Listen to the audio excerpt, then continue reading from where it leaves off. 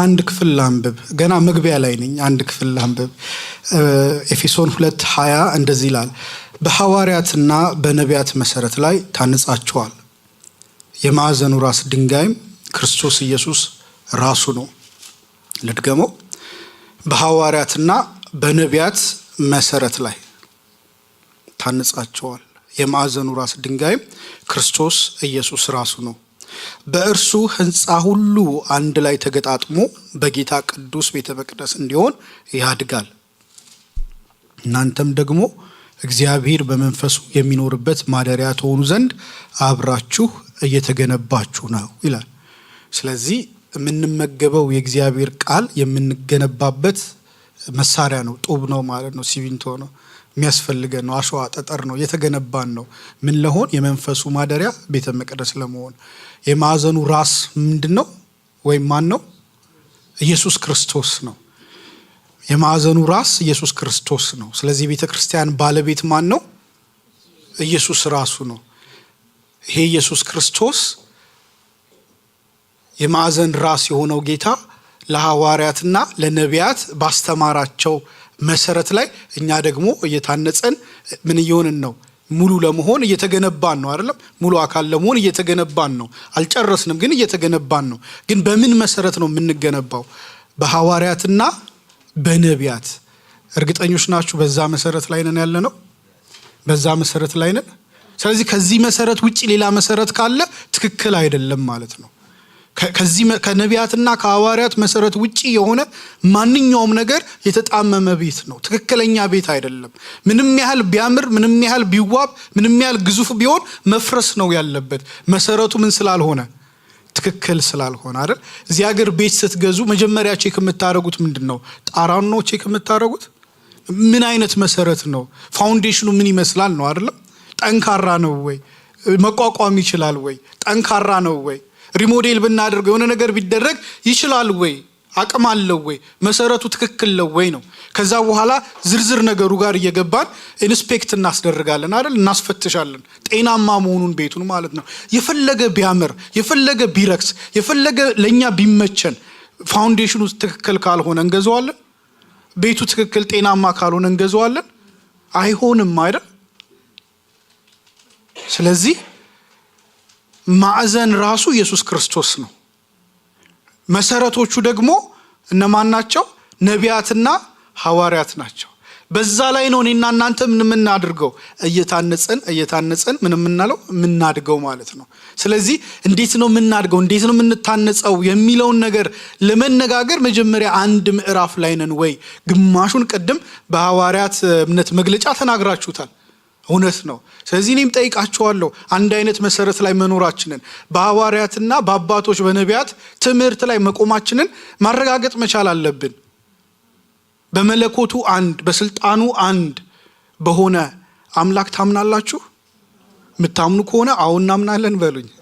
ታምናላችሁ? እሺ።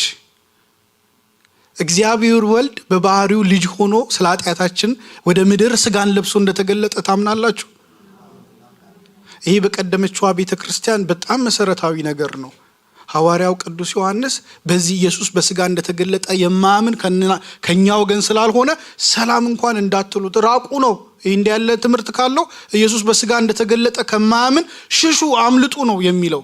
ስለዚህ መሰረታዊ አሁን ኢየሱስ በስጋ እንደተገለጠ የማያምን ሰው ካለ አብረን ቁጭ ብለን አንድ አይነት ትምህርት መማር አንችልም። የተለያየ መሰረት ስለሆነ ያለን ማለት ነው። ስለዚህ በስጋ በተገለጠው በእግዚአብሔር ወልድ ኢየሱስ ክርስቶስ ታምናላችሁ? በሞቱ በትንሳኤው ታምናላችሁ? አንዲት በምትሆን ጥምቀት ታምናላችሁ? በቤተ ክርስቲያን ታምናላችሁ? ስለዚህ አንድ መሰረት ላይ ያለን ማለት ነው። እዚህ ኃጢአት ስርየት በሚገኝበት በኢየሱስ ክርስቶስ ካመንን አንድ አይነት መሰረት አለን። ምናልባት አካሄዳችን፣ አረዳዳችን ብዙ ሊለያይ ይችላል፣ ግን መሰረታችን አንድ ነው ወይ ነው ዋናው ጥያቄው። መሰረታችን አንድ ከሆነ አንድ ክፍል ደግሞ ደግሜ ያነብላችኋለሁ ከእግዚአብሔር ቃል። በዚህ መሰረት ላይ ማደግ እንድንችል የሚረዳን ነገር ምንድነው? ዛሬ እንግዲህ በቤት ሲሰራ ብዙ ግብአቶች ያስፈልጉታል አይደል? ከነዚያ ግብአቶች ሁሉን በአንድ ቀን አንዘረዝርም። አንዱን ግን መሰረታዊውን ግን በዚህ ዘመን ለኔ ለናንተ ህይወት የሚጠቅመን፣ ለቤተሰባችን የሚጠቅመን፣ ለልጆቻችን የሚጠቅመን፣ ለእህት ለወንድሞቻችን፣ ለትዳር አጋሮቻችን የሚጠቅመን አንድ መሰረታዊ ነገር ግን አብረን እናነሳለን። ይሄ መሰረት በዚህ በአባቶችና በሐዋርያት መሰረት እነሱ ዝም ብለው አልነበረም ሲኖሩ የነበሩት። ይህንን የእግዚአብሔርን ቃል ወንጌል ወደኛ ሲያሳልፉት ዝም ብለው አልነበረም የሚያሳልፉት። ቅድም ሐዋርያው ቅዱስ ጳውሎስ ያለፈበትን የከፈለውን ወይም የተካፈለውን መከራ ሲነበብ ሰምተናል አይደል? የእግዚአብሔር ቃል ንባብ ላይ እሱ ዝም ብሎ አይደለም የመጣው አይደል? ዝም ብሎ አይደለም የመጣው። ለኛ ዘመን ክርስትና እጅግ በጣም ከባድ ነው እንደዛ ያለ ህይወት መቀበል አይደል? ኢየሱስ አሁን ስለ በረከት፣ ስለ ነፃነት፣ ስለ ጥርመሳ ጥሎ ስለ መውጣት፣ ስለ ማሸነፍ፣ ስለ ማግኘት ብቻ ነው የምናስበው። ስለዚህ ቅዱስ ጳውሎስ ቅድም የተናገረውን አይነት መከራ ውስጥ አልፍ ያለው ማለት በዚህ ዘመን በጣም በቃ ገና ነው፣ አልተባረከም፣ የጌታ ጉብኝት አልደረሰለትም። ጳውሎስ ጌታ ስለጎበኘው ነው በዛ ሁሉ ውስጥ ያለፈው። እግዚአብሔር በረከት ስለበዛለት ማለት ነው። ከመጎብኘቱ በፊትማ ህግ አዋቂ ነበር አይደል? ባለስልጣን ነበረ፣ ምሁር ነበረ። በጉብኝት ነው የዱላ በትር በላዩ ላይ ያለቀው። አሜን። እንዲህ ያለ እግዚአብሔር ጉብኝት አይናፍቃችሁ? እግዚአብሔር ጉብኝት እንደናፈቃችሁ እኮ ቅድም በተደጋጋሚ በዝማሬ በጸሎት ሳትነካኛ አልወጣ አላላችሁ ብለናል አይደል? ስለዚህ በበትር የሚያስቀጠቅጥ ጸጋ ያገኘና አሜን። በበትር የሚያስመታ በቅርጫት የሚያስወረውር አሜን። ከተቀመጥንበት ስፍራ የሚያላቅቅ ከተጣበቅንበት ነገር የሚለይ ነገር እንደዛ ነው እግዚአብሔር ጸጋ። አሜን። እግዚአብሔር መንግስት ስለ መብልም ስለ መጠጥም አይደለችም፣ ስለ ልጁ ስለ ኢየሱስ ክርስቶስ ነች። ስለ ልጁ ስለ ኢየሱስ ክርስቶስ የሚሉ ደግሞ ምን ይላሉ? ይሰደዳሉ አይደል? ይዋረዳሉ። አሜን። አዎ። ስለዚህ ዛሬ ሳንነካ አንወጣ። በበትር የሚያስመታ ወንጌል ሳይነካ አንውጣ። ምን እያሰባችሁ እንደዘመራችሁ አላውቅም። ሳትነካኝ አልውጣ ከዚህ ቤት ስትሉ በኪስ የሚሞላ ዳይመንድ ወርቅ ምናምን እያሰባችሁ ነው አላውቅም። ያላገባችሁ እጮኛ ምናምን ሚስት እያሰባችሁ ከሆነ አላውቅም፣ ወይ ባል እያሰባችሁ ከሆነ አላውቅም። አዲስ ስራ፣ አዲስ ቤት፣ እነኚህ ሁሉ መልካምና ጥሩ ነገሮች ናቸው። በነገራችን ላይ መጥፎ አይደሉም፣ በጣም ጥሩ ነገሮች ናቸው። እግዚአብሔር ለወደደው ሁሉ የሚያደርጋቸው ነገሮች ናቸው። ግን ዋና አይደሉም ነው። አሜን። ዋና አይደሉም፣ ዋና ስላልሆኑ ነው። ስለዚህ ዛሬ ሳንነካ አንወጣም። የመልእክቴ ርዕስ በመጠን ኑሩ የሚል ነው። ቃሉ ስለሚል እንጂ እንኑር እኔም አለው እዛ ውስጥ። ቃሉ ቃል በቃል የተቀመጠው በመጠን ኑሩ፣ እኛ ሁላችን እኔን ጨምሮ በመጠን ኑሩ ስለተባልን ማለት ነው። ስለዚህ በመጠን ኑሩ ደጋግሞ የእግዚአብሔር ሐዋርያት፣ ቀደም በሐዋርያትና በነቢያት ብዬለ ሁለት የእግዚአብሔር ሐዋርያቶች፣ አንደኛው ሐዋርያው ቅዱስ ጳውሎስ፣ ሁለተኛው ሐዋርያው ቅዱስ ጴጥሮስ በመጠን ኑሩ ብለው 5 ጊዜ፣ ጳውሎስ 2 ጊዜ በተሰሎንቄ ላይ፣ ጴጥሮስ ደግሞ በአንደኛ ጴጥሮስ ላይ 3 ጊዜ በመጠን ኑሩ ብለዋል። በአዲሱ መደበኛ ትርጉም የምታነቡ ራሳችሁን ግዙ ወይም ራስን በመግዛት እያሉ ተርጉመውታል። ተመሳሳይ ሐሳብ ነው፣ አስረዳለሁ። ስለዚህ በመጠን ስለመኖር ነው። ሁልጊዜ እግዚአብሔርን ቃል ሳካፍል ወንድሜ ከዚህ ነው አይደል ደቂቃ የሚቆጥረው? ስቀልድ ነው። እግዚአብሔርን ቃል ሳካፍል መልእክቴን ባጭሩ ከተናገርኩ በኋላ መጸለይ እወዳለሁ። ቸኩሎ የሚወጣ ሰው እንኳን ቢኖር ከጸሎቱም ከትምህርቱም እንዳያመልጠው ማለት ነው። አትሊስት የተወሰነች ነገር ይዞ ይወጣል። እግዚአብሔር አምላክ ይባርካችሁ። እንግዲህ እግዚአብሔር ወዶ ይህንን እድል ሰጥቶናል። በመጠን ኑሩ፣ ራሳችሁንም የምትገዙ ሁኑ የሚለውን ሐሳብ ነው የምንነጋገረው። ይሄ ሐሳብ በቤተ ክርስቲያን ውስጥ ቅርብ ጊዜ ወዲህ የተገፋ ትምህርት ነው። ራሳችሁን ግዙ የሚል ነገር የተገፋ ነው አይደል? ራሳችሁን ግዙ፣ በመጠን ኑሩ የሚል ነገር ማለት ነው። ዳርቻህን አስፋ እንጂ ነገርህን አጥብብ የሚባል ነገር የለም አይደል? ልፍ ብለህ ቆፍር እንጂ ያስከውን ነገር አጥብቅ የሚል ነገር ቀርቷል። ሁለቱም በአውዳቸው ሲሆኑ ጥሩ ናቸው፣ ከአውድ ውጪ ልክ አይደሉም። ስለዚህ በመጠን ኑሩ ስል ድሃ ሁኑ ወይም ደግሞ በጣም ጭምት ሁኑ ምናምን እያልኩ አይደለም። እንደዛ ማለት አይደለም። ግን ገደብ ያለው ህይወት ለምን ይጠቅማል፣ ለምን ያስፈልጋል የሚለውን እንድንረዳ ነው። በመጠን ኑሩ ይላሉ የእግዚአብሔር ሰዎች። ሐዋርያው ቅዱስ ጴጥሮስ በመጠን ኑሩ ሲለን ዝም ብሎ አይደለም፣ ምክንያት ነበረው። በመጠን ኑሩ ብሎ ያስተማረበት ምክንያት ነበረው። አንደኛ ጴጥሮስ 1:13 ላይ 4:8 እና ከእንደገና ምዕራፍ 5:8 ላይ በተደጋጋሚ በመጠን ኑሩ ግን በተለያየ ምክንያት ይላቸዋል። በሶስቱም ስፍራ ላይ በመጠን ኑሩ ሲላቸው በተለያየ ምክንያት ነው። ግን በመጠን መኖር ግን በጣም አስፈላጊ ነገር ነው። በመጠን መኖር ስል ምንን እያወራው ነው? ራስን መግዛት እያልኩኝ ነው። በእንግሊዝኛ ሶበር መሆን ማለት ነው። ለሚጠጣ ሰው ነው ወይም ለሚያጨስ ሶበር ሆነ የምንለው አቆመ፣ ራሱን እንትን አድርጓል፣ ተቆጣጥሯል አይደል? ራሱን ገዝቷል እንላለን አይደለም? በቃ ጥንቅቅ ብሏል፣ ራሱን እየተከታተለ ነው፣ ማውን ነገር ውስጥ አይገባም ስንል ይሄ ሰው ሶበር ሆኗል እንላለን። ራሱን ገዝቷል ማለት ነው። ራስን መግዛት ራስን መግዛት ምንድን ነው? በሚያስገርም ሁኔታ ገላትያ ምዕራፍ 5:22 ላይ ከመንፈስ ፍሬ መካከል አንዱ እንደሆነ ይነግረናል። ይሄ በመጠን ኑሩ የተባለው ነገር፣ ራሳችሁን ግዙ የተባለው ነገር ከመንፈስ ፍሬ መካከል አንድ ነው። ከመንፈስ ፍሬ መካከል አንድ ነው። ራስን ምን ማድረግ? መግዛት ማለት ነው። ገላትያ 5:22 ላይ ሄዳችሁ ስታነቡ እንደዚህ ይላል፣ የመንፈስ ፍሬ ግን ፍቅር፣ ደስታ፣ ሰላም፣ ትዕግስት፣ ቸርነት፣ በጎነት፣ ታማኝነት፣ ገርነት፣ ራስን መግዛት ነው ይላል። አሜን። በአዲሱ መደበኛ ትርጉም ነው ያነበብኩ ያለው፣ ትግር እንዳይላችሁ። ራስን መግዛት ነው። በሌላ አማርኛ በመጠን አይገርምም? በመጠን መኖር ለካ ሰው በመንፈስ የሚያፈራው ነገር ነው። ምግብ አለመጠን ብንበላ ምን እንሆናለን? ምንድነው? አገር ቤት የሆነ ቃል አለው አይደል? ቁንጣን ይዘናል አይደል? ሆዳችን ይወጠራል፣ እኔ እንቅልፌ ይመጣል፣ ከበላው በኋላ መተኛት ያምረኛል። እናንተ እንደዛ ያደረጋችሁም አይዶ ነው። ሰው ሁሉ የተለያየ ፊሊንግ ይኖረዋል። መጠኑ ሲያልፍ ማለት ነው አይደል? መጠኑ ሲያልፍ፣ በመጠን ሲሆን ደስ እንሰኛለን። መጠን ሲያልፍ ግን የምግቡን ጣዕም ሁሉ እንረሳውና ጭንቀት ይሆንብናል፣ ያስጨንቀናል። እንዴት ነው የምንገላገለው እንላለን። አላልፍ ይለናል አይደል? ከረሃብ በላይ የጥጋብ ጭንቀት ከባድ ነው። ህመም ነው የሚያመጣው አይደል? ህመም በሽታ ያመጣል። የረሃብ ጭንቀት ጉልበት ነው የሚያሳጣችሁ። የጥጋብ ግን ህመም ነው ይዞባችሁ የሚመጣው። መጠን ያስፈልገዋል። በህይወታችን ውስጥ መጠን ያስፈልገናል። በኑሯችን ውስጥ መጠን ያስፈልገናል። ለእያንዳንዱ ነገር መጠን ያስፈልገናል። መጠን በብዙ ነገር ውስጥ በጣም ወሳኝ ነገር ነው። ለቅድስናችን መጠን ያስፈልገናል። ራስን መግዛት ማለት ነው። ራሳችንን መግዛት መቻል አለብን። ይሄ በጣም አስገራሚ ነገር ነው። ከሌሎቹ ስለ ፍሬ ከተገለጹት ነገሮች መካከል ለየት የሚለው ነገር ነው። ምክንያቱም ራስን መግዛት ዝም ብሎ የሚመጣ ነገር ስላልሆነ ማለት ነው። አሁን ፍቅር ስሜት ጭምር ነው አይደል? ፍቅር ስሜትና እውቀት የሁለቱ ድብልቅ ነው። ያው እውቀት የሌለበት ፍቅር የለም።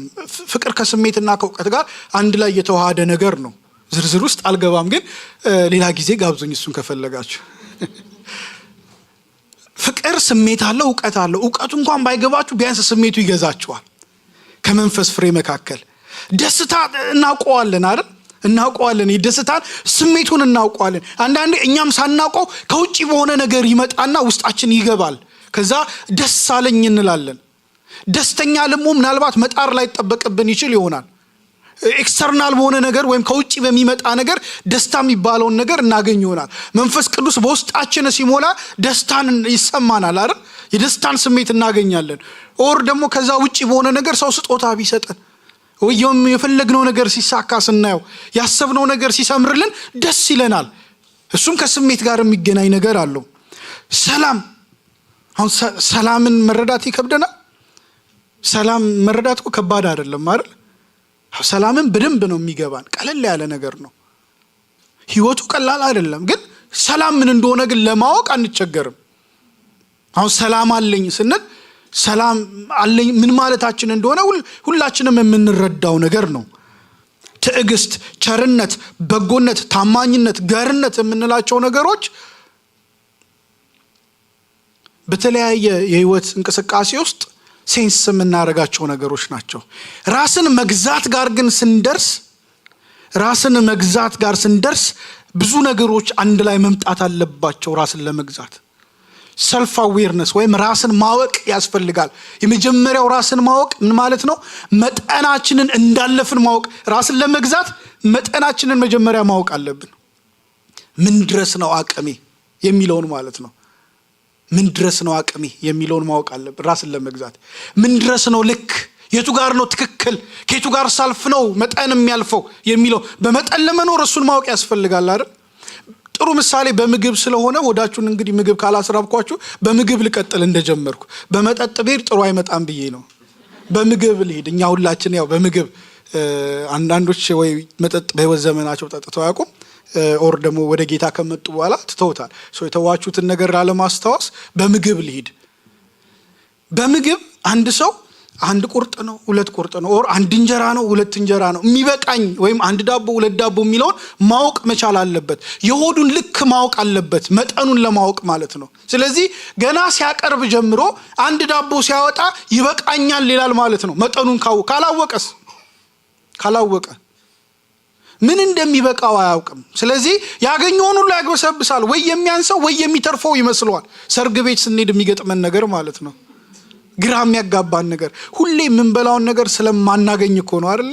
ግራ የሚያጋባን አይደል? እዚህ ሀገር ምናልባት አብዛኛውን ነገር በቀላሉ ስለሚገኝ ብዙ ላይ ያስቸግር ይችላል። አገር ቤት ግን እንደዛ ነው የሚኮነው አይደል? ሰው በዕለት ተዕለት ህይወቱ የሚበላውን ነገር ስላልሆነ ሰርግ ላይ የሚቀርብለት ሲያገኘው ግራ ይገባዋል። ምን ያህል ክትፎ ቢበላ፣ ምን ያህል ቁርጥ ቢበላ፣ ስንት እንጀራ ቢያነሳ እንደሚበቃው ግራ ይገባዋል። ስለዚህ ሁሉም ሰው እንደው ቢተርፍ ይሻላል እያለ ምን ያደርጋል? ያነሳል። አንተ ተግባብተናል ማለት መጠንን ለማወቅ ነገሩን በደንብ መረዳት ያስፈልጋል። ይሄ ነው ልኬ ለማለት እንድንችል ማለት ነው። ሁለተኛ መንቃት መቻል አለብን። መንቃት መቻል ማለት ልክ ልናልፍ ሲሆን መንቃት አዌክኒንግ ያስፈልገዋል። መንቃት ያስፈልገዋል። ቀጥታ ከእግዚአብሔር ቃል ላንብበው ማለት ይሄ ነገር ከኔ ከራሴ አይደለም። አሁን እንደዚህ ስላችሁ ለማስረዳት እያመጣው እንዳይመስላችሁ ላይክ በግሌ እያመጣው እነኚህን ቃላቶች እየሰበሰብኳቸው እንዳይመስላችሁ።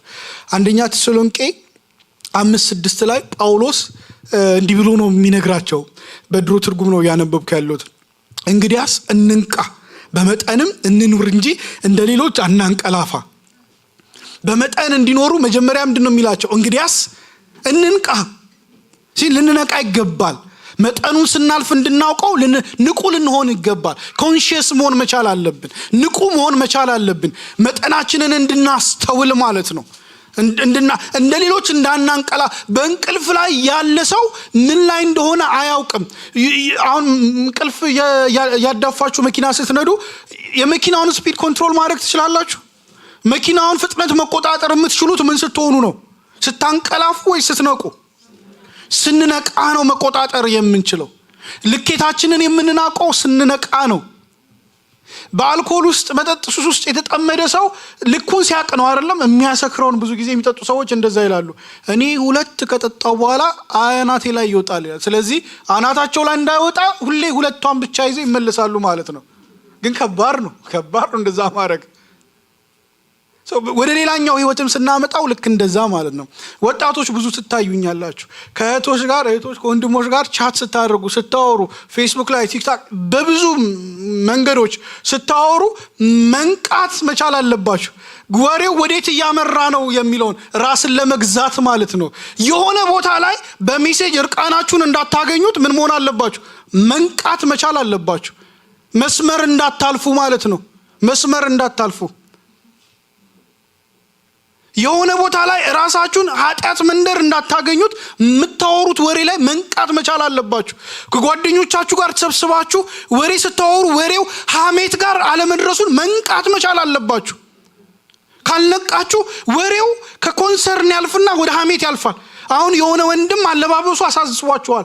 ከዛ ዛሬ ምንድን የለበሰው ብላችሁ ትጀምራላችሁ። ያ ወሬ ግን ከዛ አልፎ ከኮንሰርን ማለት ስለዛ ወንድም ከመጨነቅ አልፎ ወደ ሐሜት እንዳያድግ መንቃት መቻል አለባችሁ። ሐሜት ከሆነ ትክክል አይደለም፣ እግዚአብሔር ያዝንበታል። የሆነ ሰው በሆነ ነገር አናዷቸዋል ቤተክርስቲያን ውስጥ፣ ወይ ሲገባ ገፍቷቸዋል፣ ወይ ሰላም አላላችሁም፣ ወይ እናንተ ያያችሁት ስፓት ላይ ፓርክ አድርጎባቸዋል፣ አናዷቸዋል። ያን እንዴት ወደ ጥላቻ እንዳያድግ መንቃት መቻል አለባችሁ። ሰልፍ ኮንቴንድ መሆን ያስፈልጋል። ራስን መቆጣጠር ማለት ነው። መንገድ ላይ ስትሄዱ የሆነ ሰው ከታርጎ ገብቷል መንገዳችሁ ላይ፣ በዛ መካከል የሆነች ስድብ አፈትልካ እንዳትወጣ ማለት ነው። በንዴት አይደል? እንዲህ አይነት ቦታ ላይ ነው የምንፈተነው። ድንገት በቃ የሆነች ነገር ቱግ ብላ ትወጣ ታመልጠናለች ከአንደበታችን። ስለዚህ ምን መሆን መቻል ያስፈልጋል? መንቃት አለብን ማለት ነው። ስለዚህ ራስን መግዛት ከሌሎቹ የሚለየውና ትንሽ ከበድ የሚያደርገው ምንድነው? በእያንዳንዱ ቦታ ላይ በእንግሊዝኛ አንድ ቃል ተጠቀም፣ ቢ ማይንድፉል ማለት ነው። ማለት መንቃትና ራስን ማወቅ ማለት ነው። ለእያንዳንዱ ነገር፣ ለምታደርጉት ነገር። ይሄ ከባድ ነው አይደለ? በጣም ህይወትን ከባድ ያደርገዋል። ከባድ የሚያደርገው ግን አልፎ አልፎ እንደ እንግዳ ስንኖረው ነው። የዕለት ተዕለት ልምምዳችን ሲሆን፣ የዕለት ተዕለት ህይወታችን ሲሆን ኖርማል ይሆናል። አሁን የሥራ ሰዓት አክብሮ መገኘት መጀመሪያ ቀን አይከብድም? ከሳምንት በኋላስ? ከወር በኋላስ? ከዓመት በኋላስ? ጧት መነሳት። አሁን ከሀገር ቤት መታችሁ እዚህ ሀገር መተን ስራ ስንገባ ቀላል አይደለም አይደል? እዚህ ሀገር ያለ ስራ ኢንቫይሮንመንት ሀገር ቤት ካለ በጣም ይለያል። ከባድ ነው መጀመሪያ። ግን የሚቆረጥብን ነገር ስላለ፣ የምናጣው ነገር ስላለ ግን እለት ቢ ማይንድፉል የሚለውን ነገር እናስባለን አይደለም? በዚህ ሰዓት ወጣ፣ በዚህ ሰዓት ብሄድ እዚህ ሰዓት ላይ ደርሳለሁ ብለን እናስባለን። ያችን ነገር ምን አናረግም? አናጓድላትም። ካጓደልንም ከስንት አንድ ጊዜ ነው የሚሆነው። እሱንም ደግሞ በጣም ጥሩ ምክንያት ኤክስኪውዝ እንፈልጋለን ያንን ለማድረግ፣ ከአቅማችን በላይ የሆነ ነገር ማለት ነው። በህይወት ደግሞ ስንኖር በሐዋርያትና በነቢያት መሰረት ላይ እየታነጽን ደግሞ ያ ደግሞ የሚበልጠው የዘላለም ህይወታችን ስለሆነ ለሱ ደግሞ ምን ያስፈልገናል? የበለጠ መንቃት ያስፈልገናል ማለት ነው። ስለዚህ የምናወራውን ወሬ፣ የምንጫወተውን ጨዋታ፣ የምንቀልድበትን ቀልድ፣ የምንለብሰውን ልብስ፣ የምንጠጣውን መጠጥ፣ የምንበላውን ምግብ ማወቅ መቻል አለብን፣ ማስተዋል መቻል አለብን ማለት ነው። መንቃት ያስፈልጋል በዚህ መልኩ ማለት ነው።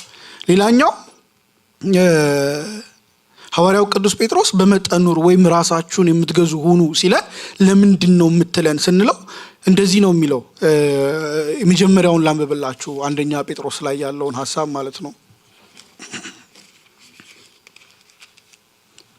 ይቅርታ፣ አንደኛ ጴጥሮስ ላይ የመጀመሪያው 1:13 ላይ እንደዚህ ይላል። በድሮ ትርጉም ነው የማነበው። ስለዚህ የልቡናችሁን ወገብ ታጥቃችሁና በመጠን ኖራችሁ ኢየሱስ ክርስቶስ ሲገለጥ የምታገኙትን ጸጋ ፈጽማችሁ ተስፋ አድርጉ። በመጠን ኖራችሁ ምን አድርጉ? የመጀመሪያ የልቡናችሁን ወገብ ታጥቃችሁና፣ የልቡናችሁን ወገብ ታጥቃችሁ ማለት ነው። አሁን ለምሳሌ ሰው በስራ ቃል እናነሳ ስንል ወገባችን ላይ እዚህ ሀገር መታጠቂያ ያለ አይደል? ሀገር ቤት ደግሞ እናቶቻችን ስራ ሲሰሩ መቀነት ያስራሉ ወገባቸውን አይደል? ጠበቅ እንዲያደርግላቸው፣ ሲያነሱ እኮ ነገር ብጥስ እንዳይል እንዳያማቸው ነው እኮ። አሁን ደግሞ ጳውሎስ ሆነ የልቡናችሁን ወገብ፣ የማስተዋላችሁን ወገብ ታጠቁት ማለት ለስራ ተዘጋጁ ነው። ከበድ ያለ ነገር ልታነሱ ስለሆነ ቆፍጠን በሉ እያለ ነው። የልቡናችሁን ወገብ ታጥቃችሁና በመጠን ኖራችሁ ወይም ራሳችሁን ገዝታችሁ ማለት ነው ኢየሱስ ክርስቶስ ሲገለጥ የምታገኙትን ጸጋ ፈጽማችሁ ተስፋ አድርጉ። ስለዚህ የመጀመሪያው ለምን በመጠን እንኑር ከተባለ ኢየሱስ ሲገለጥ የምናገኘውን ጸጋ ፈጽመን ተስፋ ማድረግ እንድንችል በመጠን መኖር መቻል አለብን። ዕለት ተዕለት ህይወታችንን ስንመራ በመጠን የማንኖር ከሆነ ኢየሱስ ክርስቶስ ሲገለጥ የሚኖረውን ጸጋ ያንን ተስፋ ማድረግ አንችልም። የመንግስቱ ወራሽነታችንን የምናረጋግጠው ወደ ኋላ ልመለስ። የመንግስት ወራሽ ሆነው በልጁ በመስቀል ላይ ስራ ነው፣ ጥርጥር የለውም ማለት። እኛ ግን የምናረጋግጠው ምንድነው? ያንን ተስፋ እያደረግን ስንኖር ነው አይደል? ያንን ተስፋ እያደረግን ስንኖር ነው። አንድ ጥቅስ ወይም በመጽሐፍ ቅዱስ ሁለት ሐሳብ እርስ በርሱ የሚጋጭ ይመስላል። ወደ ኋላ ልመልሳችሁ። ገላትያ ምዕራፍ 5:1 ሲጀምር ላይ በነፃነት ልንኖር ክርስቶስ ነፃ ወጣን ይላል። ከዛ ደግሞ በመጠን ኑሩ ይለናል። ራሳችሁን ግዙ። እንዴ በነፃነት እኮ በቃ ነፃ ወጣን፣ በነፃነት ልንኖር ነው። ስለዚህ የምን ገደብ ነው የሚወራው? ክርስቶስ ነፃ አውጥቶናል። እንደ ልባችን መኖር እንችላለን። ብንበላ ብንጠጣ ብንጨፍር ምን ብንል በቃ በክርስቶስ ምን ሆናል? ነፃ ወጥተናል። ግን ደግሞ ይዞርና ራሳችሁን ግዙ፣ በመጠን ኑሩ ይለናል። ሁለቱ ፓራዶክስ ይመስላል፣ የሚጋጭ እርስ በርሱ የሚጋጭ። በነፃ እንድትኖሩ በነፃ ወጥታችኋል ከተባለ ነፃ የወጣ ሰው እየፈነጠዘ ይኖራል። ግን ደግሞ ራስን ደግሞ ትገዛለህ። ለምን? ምክንያቱም ኢየሱስ ክርስቶስ ሲገለጥ ያለውን ያንን ጸጋ ተስፋ ማድረግ የምትችለው ምን ስትሆን ነው? ራስን ገዝተህ ስትኖር ነው። በየመንገዱ የማይመለከት ነገር ውስጥ ተጠምደም ማትቀር ከሆነ ነው። ጳውሎስ ይህንን በሩጫ ሜዳ የሚሮጥ ተክቶ እንደሚያሸንፍ ሰው ይሩጥ የሚለው ዝም ብሎ አይደለም። በሩጫ ሜዳ የሚሮጥ ሰው ሸክም እየጨመረ ነው የሚሮጠው ወይስ ሸክም እያቀለለ ነው የሚሮጠው? ዕቃ ተሸክሞ የሚሮጥ ሰውና ባዶን የሚሮጥ ሰው እኩል ይገባሉ? ስለዚህ ምን ማለት ነው? የኃጢአት ሸክም፣ የአመጽ ሸክም፣ የዓለም ሸክም፣ የሆነ እግዚአብሔር ያላሸከማችሁ ሸክም ኮተት እየተሸከማችሁ የምትሮጡ ከሆነ ከባድ ነው። ጉዞን ለመጨረስ አደገኛ ነው የሚያደርገው። ስለዚህ በመጠን ስትኖሩ ቅራቅንቦ ከመሰብሰብ ምን እናደርጋለን? እንቆጠባለን ማለት ነው። መንፈሳዊውን ነገር ነው እያወራለሁት። የቤት ቁሳቁሶቹን ምናምን እያልኳቸው አይደለም። በመንፈሳዊ ህይወታችን ላይ አላስፈላጊ የሆኑ ነገሮችን ወደ ህይወታችን ከመጫን እንቆጠባለን። ምክንያቱም ተስፋ የምናደርገው ሩጫውን ሮጦ ማሸነፍ ነው፣ መጨረስ ነው ተስፋችን። ምክንያቱም ስንጨርስ የሚገለጥ የእግዚአብሔር ጸጋ አለ በኢየሱስ ክርስቶስ። እሱን ተስፋ ማድረግ የምንችለው ደግሞ ሩጫውን በጽናት ምን ስናደርግ ነው? ስንሮጥ ነው። ለመሮጥ ደግሞ ሸክም የሚሆንብንን የሚከብደንን ሩጫ የሚያዘገየንን ነገር መጣል አለብን። ስለዚህ በህይወታችን ስንኖር ስንጓዝ ስንሮጥ ምን ማድረግ አለብን? ወደ ህይወታችን የምንጨምራቸውን ነገሮች በሙሉ በጥንቃቄ ቢማይንድፉል ማለት ነው ነቅተን እንጠብቃለን ማለት ነው። ነቅቼ ነው የምጠብቀው። የሆነ ሸክም የሚሆን ትምህርት እንዳይጫንብኝ፣ ክፉን የሚሆን ነገር ላይ እንዳይጫንብኝ። ለምሳሌ ብዙ ሰው መጽሐፍ ማንበብ በጣም ጥሩ እንደሆነ ይመክራል። አምናለሁ፣ በጣም ጥሩ ነው። ግን ሁሉን ነገር አላነብም ማለት ሸክም የሚሆንብኝ ነገር አላነብም። ለእምነቴ የማይጠቅመኝ ነገር አላነብም። መርጬ ነው ማነባው አይደል? መርጠን ነው ምክንያቱም ለመንፈሳዊ ህይወቴ የማይጠቅመኝ ከሆነ አልቀበለውም፣ አላስገባውም። አንድ ነገር ምግብ ስለሆነ ዝም ብላችሁ የማይስማማችሁን ጨጓራችሁ የሚረብሽ ነገር ትበላላችሁ። ታዲያ መንፈሳዊ ህይወት የሚረብሽ ነገር ለምን እናስገባለን? ስለዚህ በመጠን ሁሉን ነገር ምን አናረግም፣ አናግበሰብስማ። እየመረጠን እየለየን ምን እናረጋለን? እናስገባለን። ሁለተኛ እንድንጸልይ ጴጥሮስ ነው እንደዛ የሚለው። ይሄ ደግሞ 4:8 ላይ እንደዚህ ይላል፣ ትጸልዩም ዘንድ በመጠን ኑሩ። እንቅልፍ የሚለን ስለጠገብን ነው። ብዙ ነገር ተሸክመን ከኔ ጋር ናችሁ አይደል? ብዙ ነገር አሁኑን አይደለም ላይክ በህይወት እንቅልፍ የሚለን ማለት ነው። ብዙ ነገር ስለተሸከም እንቅልፍ ይለናል። ምክንያቱም ቅድም እንዳልኳችሁ ነው፣ እኔ ስጠግብ እንቅልፌ ነው የሚመጣው። አሁን ዛሬ ወደዚህ እናንተን ላገለግል ስመጣ በመጠን ነው የበላሁት። ከከበደኝ እንቅልፌ ይመጣብኛል። እየነዳው እንዳልጋጭ ሩቅ መንገድ ስለሆነ እዚህ መጥቼ የሆነ እንዳይደብተኝ ሰውነቴን ቀለል እንዲለኝ በመጠን ነው መብላት የነበረብኝ። አሁን ከዚህ በኋላ ሲል በደንብ እበላለሁ። ምክንያቱም ወደ መኝታ ነው። ትጸልዩም ዘንድ ምን አድርጉ? በመጠን ኑሩ። ብዙ ሀሳብ ስለተሸከም ያ የተሸከምነው ሀሳብ ይጨፈልቀናል፣ ለመጸለይ ጉልበት ይነጥቀናል። ልንበረከክ ስንል ሀሳባችን ብዙ ቦታ ይበተናል። ምክንያቱም ጀምረን ያልጨረስነው ያቀርናቸው የፈለግናቸው የጠየቅናቸው ብዙ ነገሮች አሉ። በመጠን ስለማንኖር ግራ እንጋባለን። ምን ጠይቀውን ሁሉ እስከማናውቅ ድረስ ፍላጎታችንና ጥያቄያችን ብዙ ነው። አንድ አይደለም፣ ብዙ ነው። ኢየሱስ አንድ ነው ጸሎቱ።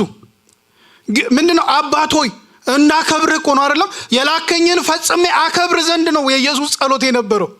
ሲጨርስም ዮሐንስ 17 ላይ የላከኝን እነዚህን ደግሞ የነገርከኝን ነገርኳቸው፣ ያስተማርከኝን አስተማርኳቸው፣ ከሰጠኝ አንድም እንኳን የጎደለ የለም። ጨርሼ አንተን በምድር ላይ ፈጽሜ አከበርኩ። ስለዚህ ኢየሱስ ተልእኮ አንድ ነው። ምን ማድረግ? አብን ማክበር፣ አብን መግለጥ። ስለዚህ ጸሎቱ ምንድነው? በጌቴሰማኒ የደም እንባ እንደ ደም የተንጠበጠበው ከላው ላይ ምን ሲጸልይ ነው? ፈቃድን ሲጠይቅ አይደለም? አባቶይ ቢቻል እቺ ጽዋ ከኔ ትለፍ፣ ግን የኔ ሳይሆን ያንተ ፈቃድ። ኢየሱስ ጸሎቱ ላይ ሌላ ነገር አግኝታችኋል? ካገኛችሁ ንገሩኝ። የለም እያልኳችሁ አይደለም፣ ካገኛችሁ ግን እኔ ስላላስተዋልኩት ካለ ንገሩኝ። እናንተ ነፃ ነው መድረኩ። ሰው ኢየሱስ ሲጸልይ ምንድነው የሚጸልየው?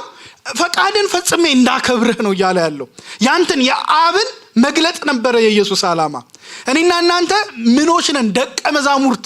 እስኪ አንዴ ደቀ መዛሙርት በሉ። ነቃም ትላላችሁ። ደቀ መዛሙርት። ደቀ መዛሙርት ማለት ምን ማለት ነው? ደቀ መዝሙር ማለት መሪውን የሚመስልና የሚከተል ማለት ነው። ይህ ጦርነት ያስነሳል ብዙ ጊዜ ቤተክርስቲያን ውስጥ። ብዙ ሰዎች ከዚህ ከዓለማዊ ፍልስፍና ጋር ተጋጭቶባቸው ጦርነት ያስነሳል።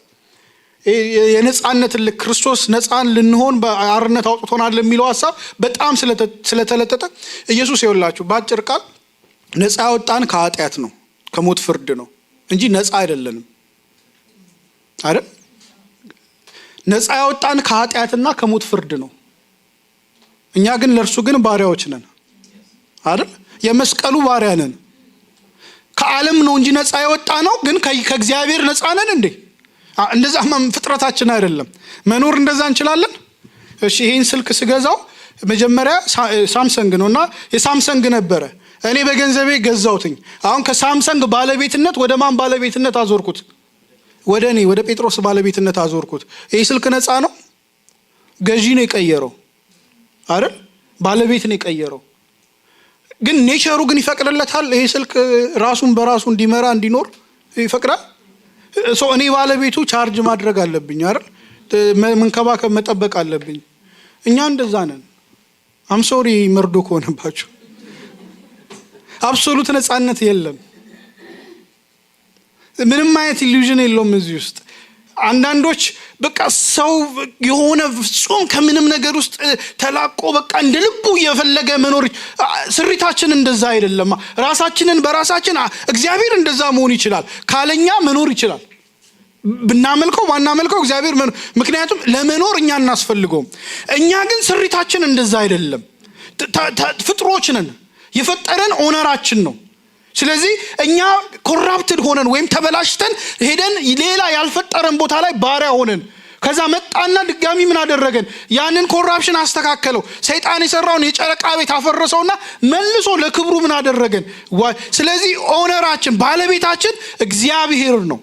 እኛ ነፃ ያወጣ ነው ከኃጢአት ነው እንጂ ከእግዚአብሔር አይደለም። አሜን።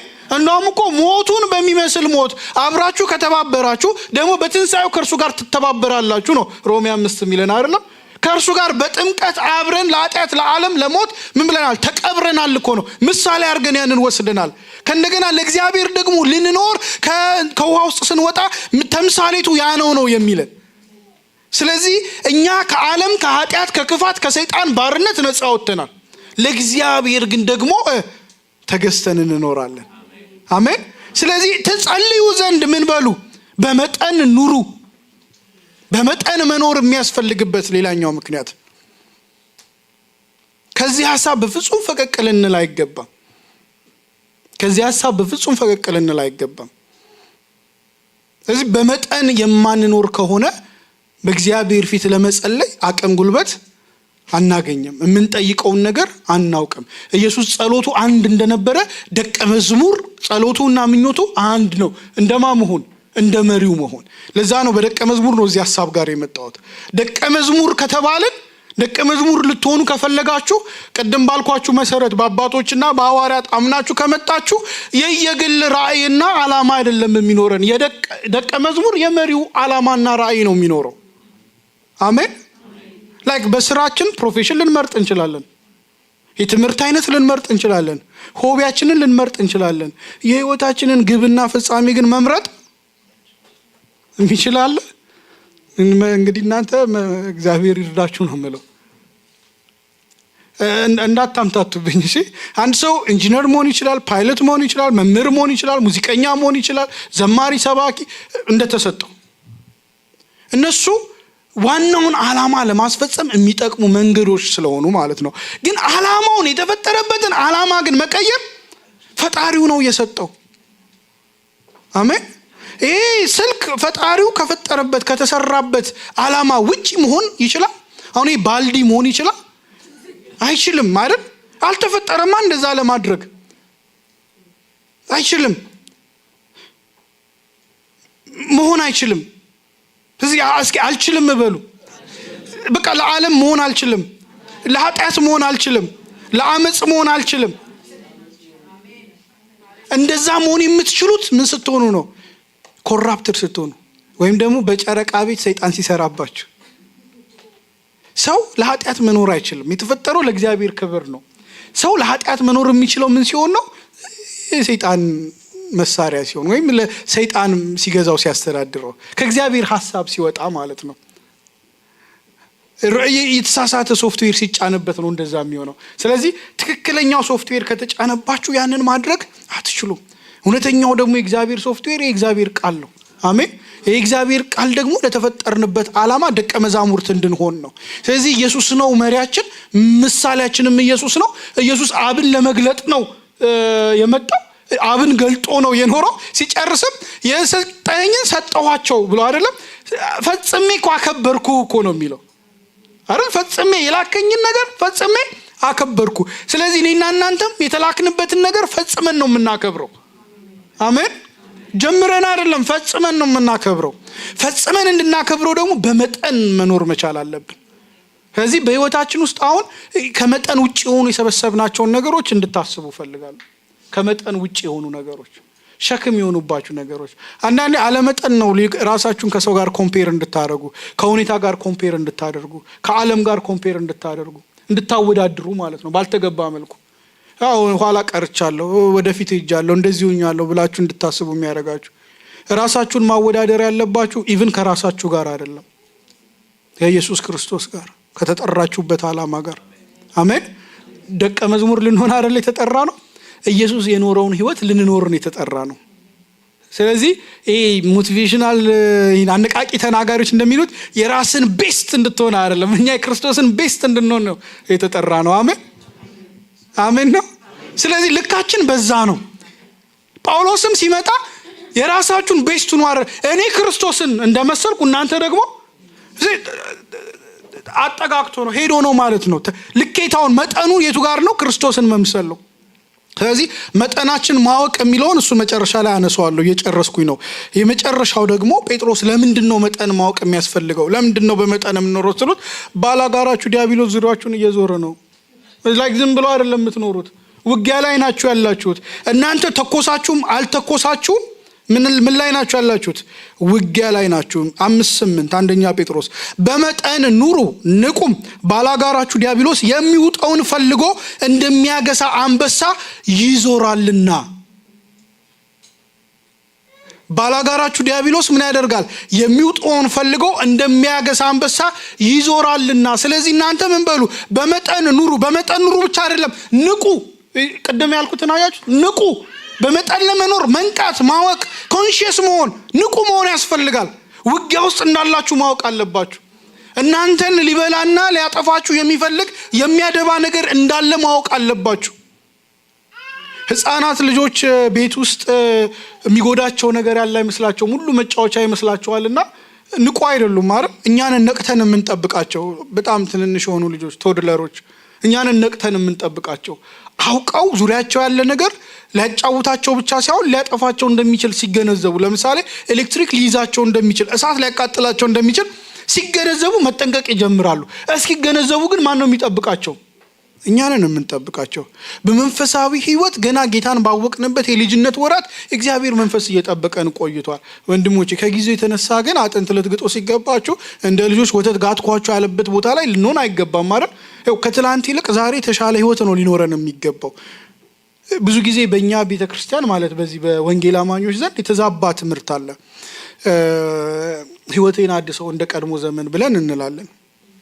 ጤነኛ እኮ አይደለም። ጤነኛ ነው? እስኪ ልጠይቃ። በሌላ ምሳሌ፣ ቀለል ባለ ምሳሌ ላድርገው። አንድ የ30 ዓመት ሰው የ1 ዓመቱን ህይወት ይናፍቃል። በሰው እጅ የነበረበት ጡጦ የሚጠጣበት የነበረበትን ሰው የሚያጥበው የሚያጸዳው ዘመን ነው የሚናፍቀው ማለት ሰው እያደገ ሲሄድ እየተሻለ ነው አይደል መሄድ ያለበት የቱ ነው ሊበልጥ የሚገባው ወደ ጌታ ቤት ስንመጣ የነበርንበት ቀን ነው ወይስ ደግሞ ከጌታ ጋር 10 ዓመት ከተጓዝን በኋላ ያለው ህይወት ነው ከ10 ዓመት በኋላ የመጀመሪያው ቀን ከበለጠ ህይወታችን በጤናማ መስመር እያደገ አይደለም ማለት ነው እንዴ ችግር አለ እንዴ ጌታን ባወቅኩ ሰዓት ባይዘው ምንም አላውቅም እማቀው አንድ ነገር ነው ኢየሱስ ከሞት እንደሚያድን ብቻ ነው የማቀው ኢየሱስ ይወድሃል የሚል ነገር ነው የማቀው ከዛ እንዴት እንደወደደኝ ተምሬ ለኔ ከፈለውን ዋጋ ተምሬ አባቶች ሐዋርያት ነቢያት የከፈሉትን ዋጋ ተምሬ አሁንም የመጀመሪያው ቀን ከበለጠ የኔ ህይወት ጤናማ እድገቴ ትክክል አይደለም በሚገባው መሰረት እያደኩ አይደለም በእግዚአብሔር ቤት 20 ዓመት ከኖርኩኝ በኋላ በጌታ ቤት የመጀመሪያው ዓመት የነበረኝ ፍቅር ከበለጠ የኔ እድገት ጤናማ አይደለም ልትጸልዩልኝ ይገባል ብዙ ጊዜ ህይወታችን በትክክል ስላላደገ ነው የመጀመሪያውን ዓመታት በጣም በጌታ የተነካንበትን ዓመት ይበልጥ ምንናፍቀው ጳውሎስ ጌታ ተገልጦ አይኑን ያጠፋበት ቀን ነው የሚበልጠው ወይስ ደግሞ በእስር ሆኖ ሮም የደረሰበት ቀን ነው የሚበልጠው የእምነትን ሩጫ ሁሉ ተጋድዬ ጨርሻለሁ ያለበት ነው የሚበልጠው ያኔ እኮ ምንም ማያውቅም ጳውሎስ በቃ የሆነ ብርሃን ላይ ወደቀበት መልእክት ተናገረው ሄደ ከዛ ተጸለየለት ከአይኑ ላይ ቅርፊት ወደቀ የሚያውቀው ነገር የለም ጳውሎስ የሚያውቀው አንድ ነገር ነው ያ የሚያሳድደው ኢየሱስ እንደተገለጠና ለሱን ምስክር ሊያደርገው እንደፈለገው ነው የሚያውቀው ስለዚህ ህይወት ከእለት ተእለት እያደገ መሄድ እንጂ ያነሰ መሄድ ከሆነ ህይወታችን ጤናማ አይደለም ትምርታችን ጤናማ አይደለም አመጋገብ ማለት ልጅ የመገባችሁት የቀነጨረ ከመጣ ታስመረምራላችሁ እኮ አይደል ሆስፒታል አትወስዱ እኔ አሁን ልጅ የከሳብኝ ሲሄድ ሆስፒታሉ ምን ሆኖ ነው እዚህ ፓራሳይት ነው ምግቡ አልተስማማውም ምንድነው ችግሩ ምክንያቱም ከተወለደበት ቀን ይልቅ ምን ማድረግ አለበት ማደግ አለበት አይደል መበርታት አለበት ይጠንከር ያለ ነገር መጀመር መቻል አለበት በኢየሱስ ስም የትላንቱን ዛውን የተሻለን ህይወት ዛሬ እንድንኖር እግዚአብሔር ይርዳ በብሉይ ኪዳን ከምርኮ የተመለሱት ህዝብ ምኩራብ ሰሩ ድጋሚ መቅደሱን አደሱት እና መቅደሱን ሲያድሱት ውጥንቅጥ የወጣ ጊዜ ነበርና እነ ነህምያ የማስተዳደርም ግንብ የመገንባትም ስራን ያዙ እዝራ እግዚአብሔር ይባርከው ይሄን መጽሐፍ በዚህ መልኩ እንድናገኝ በተለይ ብሉይ ኪዳንን ድጋሚ ከምርኮ በኋላ መልሶ አሰባስቦ የጻፈ ሰው ነው እዝራ ህጉን መልሶ ሰበሰበና ህዝቡን ማስተማር ጀመረ ከዛ እነ ካህኑ ዘካርያስ ደግሞ የክህነት አገልግሎት ጀመሩ ማለት ነው ሶ ሪቫይቫል ተነሳ ማለት ነው እዛ ቤተ መቅደሱን መስራት ጀመሩ እነ ሆሴ ትንቢት መናገር ጀመሩ እነ ሶፎንያስ ትንቢት መናገር ጀመሩ በተመሳሳይ ዘመን ነው የኖሩት እነኚህ ሰዎች ከዛ ትንቢት እየተናገሩ አሁን እግዚአብሔር ቤት ይቀድማል እግዚአብሔርን ቤት ስሩ ያሉ ትንቢት እየተናገሩ አበረታቷቸው ተሰበሰቡና ያለውን የነጦቢያን የነሰንባላጥን በጣም ብዙ ውጊያ ምን ብለው እንደምንም አልፈው ቤት ሲሰሩ የማለት እግዚአብሔርን ቤት ሲሰሩ የተወሰኑ ሰዎች የቀድሞውን ቤት የሚያውቁ እድሜያቸው የገፋ እድሜያቸው ከ70 ዓመት በላይ የሆኑ 80 እና 90ዎች ውስጥ የሆኑ አባቶች ነበሩ አዩትና የቀድሞውን ቤት አስበው አለቀሱ ነው የሚለው ለረጅም ሰዓት አለቀሱ ምክንያቱም የቀድሞውን የሰለሞን የሰራውን ቤተ መቅደስ ያውቃሉ አብዛኛው ትውልድ ግን በምድረ በዳ የተወለደ ነው በባርነት የተወለደ ነው በባቢሎን የተወለደ ነው ከ70 ዓመት በታች ነው ባቢሎን 70 ዓመት ነው ቆይተው የመጡት አያውቁትም የድሮ ቤት ምን እንደሚመስል የሚያውቁት አዛውንቶች አባቶች ግን አለቀሱ በእግዚአብሔር ፊት ማለት ነው አለቀሱ ምክንያቱም የበፊቱ ክብር ገናናነቱ ትልቅነቱ የሚገርም ነበረ እና ማደግ ሲገባው አንሶ አሁን የሰሩት በዲዛይን በምን እንደ በፊቱ አይደለም ምክንያቱም አቅማቸው ገና ምርኮኞች ናቸው ስቲል በአሶራውያን ስር ናቸው ያሉት ስቲል በታላቁ ቂሮስ ስር ሆነው ነው ቂሮስ ፈቅዶላቸው ነው እየገነቡ ያሉት በፊት በራሳቸው መንግስት ስር ነው አሁን በግዞት ስር ሆኖ ባሳዳሪያቸው ፈቃድ ነው የገነቡት እና ሲያለቅሱ እግዚአብሔር እንዲህ ብሎ ተናገረ ከፊተኛው ይልቅ የኋለኛው ቤት ክብር ይሄን ጥቅስ ብዙ ጊዜ ሰምታችሁታል አይደል የተነገረው ለሁለተኛው ቤተ መቅደስ ነው ከፊተኛው ማለት መጀመሪያ ሰለሞን ከሰራው ይልቅ የሁለተኛው ቤት ክብር ምን ያደርጋል ይበልጣል። አሜን። እነሱ ያስለቀሳቸው ከዛኛው ጋር አነጻጽሮ ነው። ወይኔ የቀድሞ ብለው ከፊተኛው ይልቅ የኋለኛው ቤት ክብር ይበልጣል። የቤቱ የክብሩ ምክንያት የህንጻው ግድግዳው ሳይሆን የእግዚአብሔር መገኘት ነው። ያኛው ትውልድ በኃጢአት ጠፋ። ይሄኛው ትውልድ ጋር ግን እግዚአብሔር አብሮ አነቃቅቶት አብሮት ነበረ። ስለዚህ ከፊተኛው ይልቅ የኋለኛው መጀመሪያ ከነበረው ይልቅ ቀጥሎ የተሰራው ቤት ክብር ይበልጣል አላቸው፣ አጽናናቸው፣ አበረታቸው ማለት ነው። ወገኖቼ ትላንት ከነበርንበት ይልቅ ዛሬ ህይወት ሊበልጥ ይገባል። አሜን። ያ ደግሞ እንዲሆን በመጠን ልንኖር፣ ነቅተን ልንኖር ይገባል። ባላጋራችን ዲያብሎስ ዙሪያችንን ስለሚዞረን እንደሚያገሳ አንበሳ ሊውጠን ፈልጎ ስለሚዞረን ነቅተን ልንኖር፣ በመጠን ልንኖር። አሜን። ስለዚህ ስንኖር በመጠን እንኖር። ስታወሩ በመጠን አውሩ፣ መጠን አትለፉ። ቻት ስታረጉ በመጠን ይኖር፣ ገደብ ይኖራችሁ፣ ልከኛ ሁኑ። አማኝ ልከኛ ነው አይደል? ድሮ አባቶቻችንም እንደዚህ ነው የሚሉት። ሰው ሲያወራ ብዙ በለፈለፈ ቁጥር ይሳሳታል፣ ያጠፋል። ሲያወራ በልክ መሆን አለበት፣ ሲሰብክ በልክ መሆን አለበት፣ ሲዘም ሁሉ ነገር ላይ ልክ ሊኖረው ይገባል። ይሄ ልክ እያልኳቸው ያሉት ነገር መጠን እንዳናልፍ፣ አይምሮአችንን እንዳንስት፣ ያልተገባ ነገር እንዳንጠይቅ፣ ያልተገባ ነገር እንዳናወራ፣ የሆነ ቀን ላይ ኃጢአት መንደር ወድቀን እንዳንገኝ። ለኃጢአት ቀጠሮ ይዞ የሚወድቅ ሰው ሊኖር ይችላል። ግን ብዙ ሰው እንደዛ ያደርጋል። በሚቀጥለው ዓመት ባክ አደርጋለሁ ብሎ ቀጠሮ ይዛል። እንደዛ የሚያደርግ ሰው አይዶ ነው። ያው በዚህ ዘመን ብዙ አዳዲስ ነገር ስላለ፣ ግን እናንተ ሰምታችሁ ታውቃላችሁ። እየሄደበት የነበረው መንገድ ግን አዳላጭ ስለነበረ ምንድነው ስሊፐሪ ስሎፕ ነው አይደለም የሚባለው? አዳላጭ መንገድ፣ የሆነ የሚያዳልጥ መንገድ ስለነበረ ተንሸራቶ ወድቋል። የሆነ ቀን ላይ ሊነሳ ሲፈልግ ከመስመር ውጪ ነው፣ ከመንገድ ውጪ ነው፣ ከፕላን ውጪ ነው፣ ከጉዞው ከአቅጣጫው ውጪ ነው። ይሄ ሰው ነቅቶ በመጠን አልኖረም። ነቅቶ በመጠን የሚኖር ሰው ድንገት አይወድቅም። ስለዚህ እመኑኝ፣ ሰው ቀጥሮ ባካ አያደርግም። የሚሄድበት መንገድ ግን ከመንገድ ውጪ ያደርገዋል ማለት ነው። ቀስ ያለ የተንፏቀቀ ከቤት ውጪ ይሆናል። ከቤት ውጪ እንዳንገኝ ምን እናድርግ? በመጠን አሜን፣ ራሳችንን እንግዛ በመጠን። ለዚህ ሁሉ ደግሞ መንቃት ያስፈልገናል ማለት ነው።